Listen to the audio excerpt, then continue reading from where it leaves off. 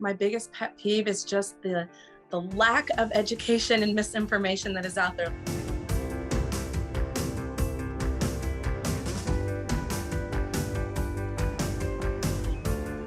There is a ton of misinformation that is floating around out there, and it just, comes down to just lack of education and people just not knowing. There's a lot of rumors that go around when someone doesn't get pregnant. I'm thinking those couples, those newlywed couples, and it's like, why are they not getting pregnant? What's going on? Is someone infertile? But there can be so many different variables that are involved. It can be something that's hormonal. It can be something that, like fibroids, that are maybe causing some blockages that are making it more challenging.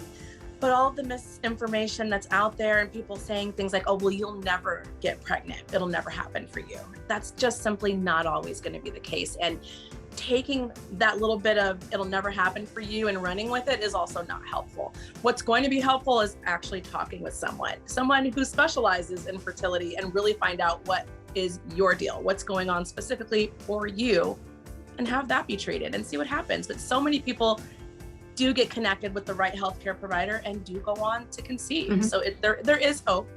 You just got to go out and find out what's going on.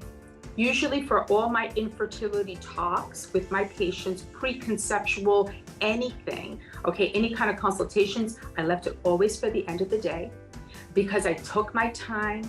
I wanted to know what they saw on Google, or whatever, and I do try to address those things. We have to dispel this misinformation. We have YouTube, we have, TikTok, and people validate that as real and not fictional. It's so frustrating and oftentimes even infuriating for me personally, because sometimes the information is just so blatantly wrong.